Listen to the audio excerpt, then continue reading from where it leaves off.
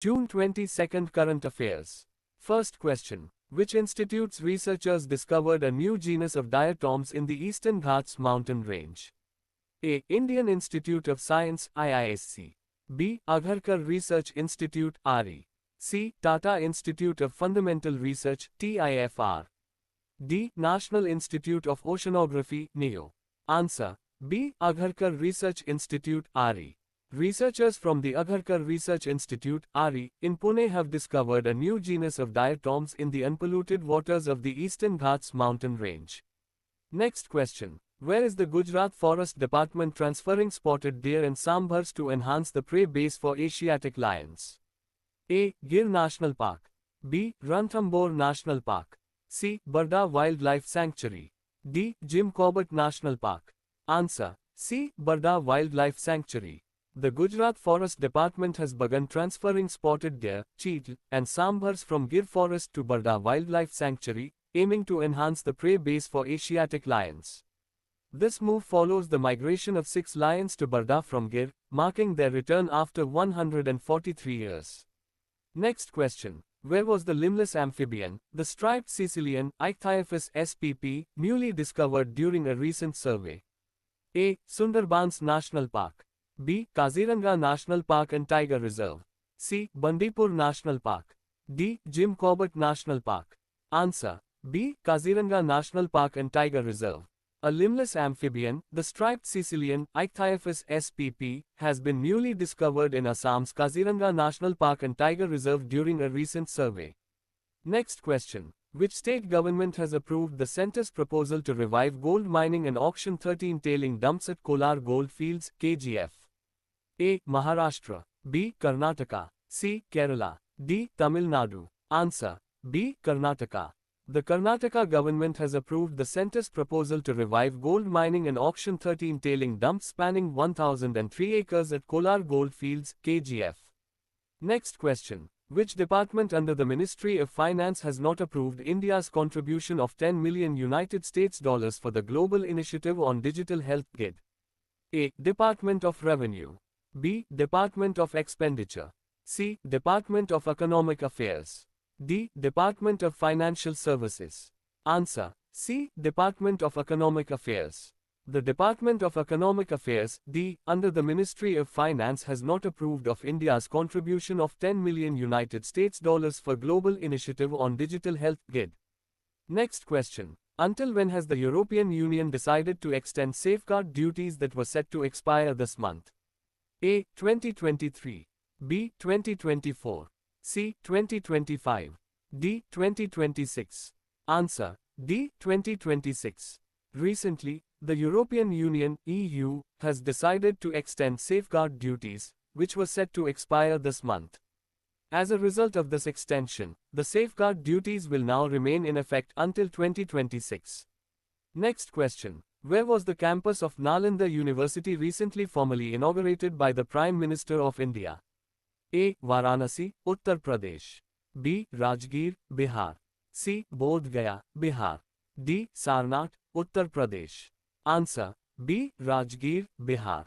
Recently, the campus of Nalanda University was formally inaugurated by the Prime Minister of India. Phil Square. It is spread across 455 acres, located in Rajgir, Bihar. The site is only 12 kilometers away from the ruins of the ancient Buddhist monastery of the same name. Next question. From which date did the Union government notify that the Public Examinations, Prevention of Unfair Means Act, 2024 will come into operation? A. May 21st. B. June 21st.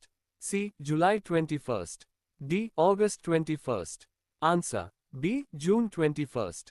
The Act provides punishments for leakage of question paper or answer key, directly or indirectly assisting the candidate in any manner unauthorizedly in the public examination, and tampering with the computer network or a computer resource or a computer system. Apart from individuals, institutions engaging in such activities are also liable to punishments. Next question. Which organization is collaborating with the Assam State Disaster Management Authority, ASDMA, to provide school in a box kits to children aged 6 to 18 in flood-affected relief camps? A. World Health Organization, WHO. B. United Nations Development Programme UNDP.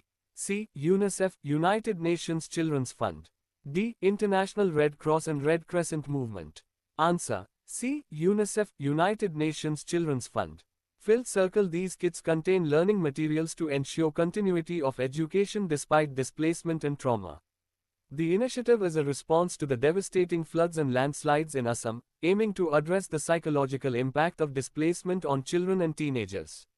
Fill circle. The program initially focused on children up to 6 years old, but now includes older children, providing them with notebooks, drawing books, pencils, and other learning materials. Next question. By what percentage is the country's share in the global space economy projected to increase by 2030 compared to 2021? A. Double. B. Triple. C. Quadruple. D. Quintuple. Answer. C. Quadruple. The government said that the country's share in the global space economy is projected to increase fourfold by 2030 compared to 2021. Minister of State in the Department of Space Drive, Jitendra Singh made the statement while chairing a high-level meeting to review the 100-day action plan of the Department of Space in New Delhi. He took stock of the present status, the opportunities, and future space missions of India's space sector. Next question. According to the United Nations Trade and Development (UNCTAD) report, how much has foreign direct investment (FDI) to India dropped by in 2023 compared to 2022? A. 20%. B. 30%. C. 40%. D. 43%. Answer. D. 43%. FDI in India during 2023. Fill circle. According to the UNCTAD report, the total FDI in India in 2023 was $28 billion as compared to $49 billion in 2022. Fill circle. India's position as the top recipient of the global FDI fell from 8th in 2022 to 15th in 2023.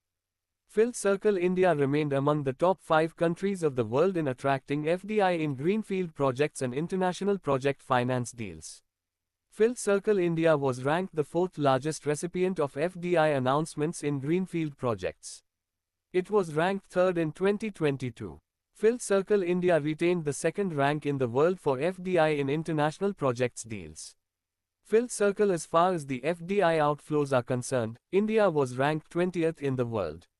India was ranked 23rd in 2023. FDI outflow refers to the investment made by Indian companies outside India. Next question. Recently, which conservation status did the Iberian lynx, Lynx pardinus, move to on the International Union for Conservation of Nature, IUCN, Red List? A. Endangered. B. Vulnerable. C. Critically endangered. D. Near threatened. Answer. B. Vulnerable. Since 2001, the number of mature Iberian lynxes has risen from 62 to 648 in 2022. Currently, there are over 2,000 lynxes, including young ones, across Spain and Portugal.